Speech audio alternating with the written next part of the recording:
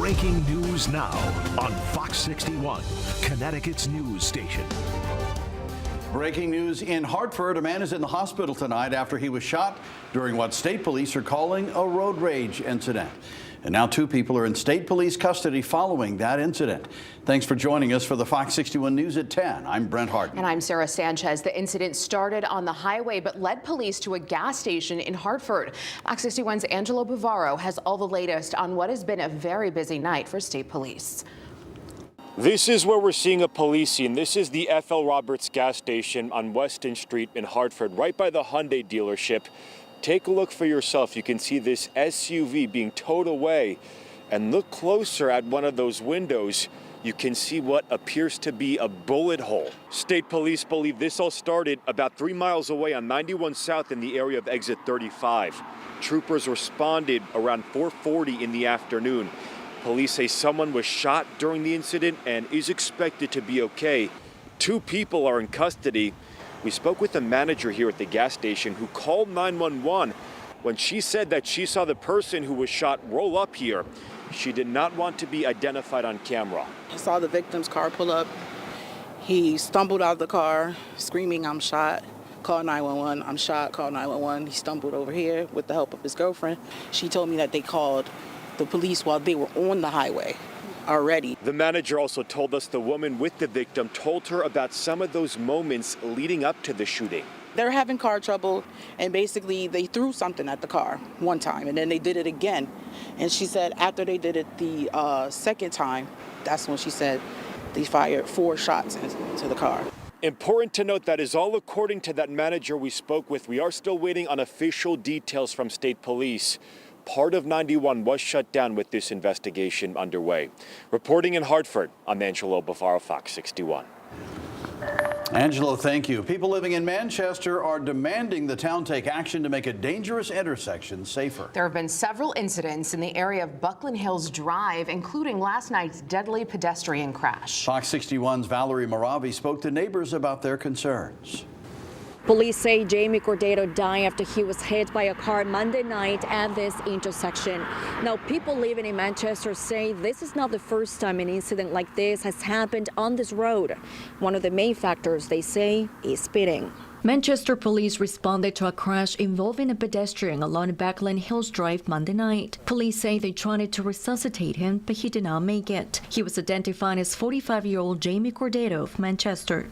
I was very shocked. I couldn't almost believe it. Stephanie Palala lives in the neighborhood, and she says it's disappointing to hear this happened near her home. It is very frustrating because overall Manchester, I feel, is a very quiet, close-knit town. So when I saw that last night, it was very shocking to me to know that it happened right down the road from our home. Irene is another neighbor who lives at the Pavilions Apartments, across the street from where the crash happened. She wants the town to take action and keep people safe. I feel that that's very unfortunate and nobody should go through that. I feel so sorry for the family. Because I feel like here in Manchester there should be more lights, more street lights to prevent issues like that from happening, especially the speeding. But also at the same time, this area is, there's always a lot of movement, and technically there's always a lot of speeding here too. So I think that probably contributed to the unfortunate event from last night. Police are now urging people who may have witnessed Monday's crash to contact them. In Manchester, and Valerie Moravi, Fox 61. We reached out to the town of Manchester for further comment and to address the concerns raised by neighbors. We're still waiting to hear back. If you would like to follow all of these top stories, scan the QR code there on your screen. Download the free Fox 61 News app. There you'll find all the information you need. All right, time now to check in with Chief Meteorologist Rachel Frank for a look at the rest of the week after a very nice day today. Yeah, Rachel, tomorrow's looking a little different, though. How so? Yeah, we have some showers that'll be developing, especially later in the day and at night. And we're talking about mainly rain showers, but I can't rule out some wet snow trying to mix in for some inland areas. So that'll catch your attention if you're in one of those. Temperatures right now are in the mid-40s for Hartford and New Haven. We should stay dry overnight. There is a disturbance nearby that might end up grazing parts of southeastern Connecticut with a few showers, but luckily temperatures will be staying above freezing, so we aren't expecting that to create any icing issues for the morning commute. Here's a look at numbers right now. We're in the 30s for some of our cooler spots, but 40s for the vast majority of the state, and we'll see overnight lows in the 30s as we head towards daybreak tomorrow. So tomorrow we are waking up to some early sun. Then we'll see increasing clouds as we head through the middle of the day. We'll see mostly cloudy skies by 2 o'clock with the chance for some of those scattered rain and snow showers in parts of the state. I'm not expecting any impact on the roads from this because, I mean, clearly temperatures are well above freezing during that time frame, but it is just a reminder that, yep, this can happen that time of year, and then we'll see some late day clearing. Taking a look beyond that, we're back to sunshine on Thursday. There is another chance for a scattered rain shower, maybe a few snowflakes Thursday night, and then we warm things up Friday. And let me tell you, that's not even the warmest day on the 7-day forecast. We'll explain. We go from warm to wet this weekend coming up. All right, Rachel, thank you. Connecticut State Police are looking for anyone who might have witnessed an armed robbery this morning in Manchester. State Police say a man driving a delivery truck was robbed at the Buckland Street commuter lot sometime between 6:30 and 7:30 this morning. The man told troopers 2 or 3 masked people pulled out firearms and zip-tied him. State Police say the suspect stole an unknown amount of Apple products. Investigators say the suspects possibly drove off in a dark gray Ford Expedition or a silver Ford Explorer. Old Saybrook Police Chief Michael Spera announced today he is retiring. He served in the role for 16 years and has been in the department for 29 years. This comes after town officials investigated why the department struggled to retain officers. And the complaints centered around Chief Spera and pointed to numerous concerns, including excessive forced overtime, officers having a difficult time taking leave, and verbal abuse. Spera says he will formally retire in September. The Old Saybrook Board of Selectmen and Police Commission will now begin a search for his successor.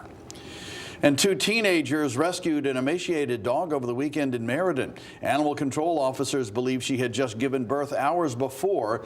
And a warning before we share pictures of her, they are disturbing. The dog was found Sunday night near Lincoln Plaza. She's been nicknamed Petals. She's receiving care from local vets. Animal control searched for her puppies but didn't have any luck. If you have any information about what happened to Petals or her puppies, please give Meriden Police or Meriden Animal Control a call. Well, tonight, some Wallingford parents say their children are being bullied, and now they say those hurtful words are on display in the form of graffiti. Apparently, someone spray painted racial slurs and derogatory words inside an abandoned building that's not too far from their children's school. Fox 61's Jamel Johnson spoke with those concerned parents. Sometimes graffiti can display art or personal messages. Other times,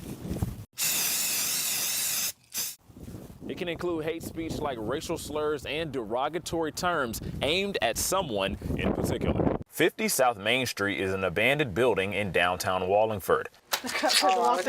It's also where Christy Winninger says hate speech directed at her son was plastered on the walls. He was friends with these 2 girls who he's no longer allowed to hang out with. They've been doing nothing but harassing him. We found out that they came into this building right behind me, and they wrote his name and they put Jamal is a, and they used the N-word. Jamal is a student at Dag Middle School. She came back and crossed out. Winninger says they were sent pictures of the graffiti through her sister. My heart dropped for my son.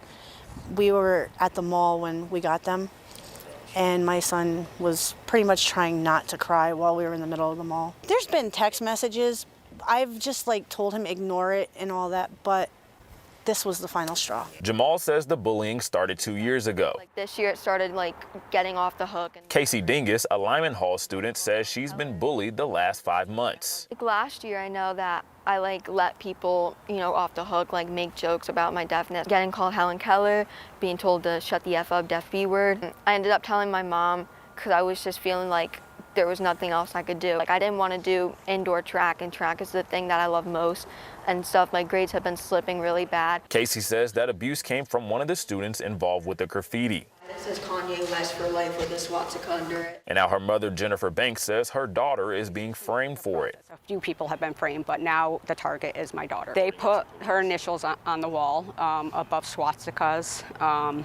You know, they've told people at school like it was Casey. Banks says they've gone to school administration, but nothing is being done. I think it's worse that the adults aren't protecting her. I think that's worse than the bullying, and I will pull her from school if I have to. The Wallingford Police Department tells me that they are investigating the issue. We also reached out to the mayor's office as well as the superintendent's office for Wallingford Public Schools to see if they could comment on the matter, but haven't heard back yet. In Wallingford, Jamel Johnson, Fox 61.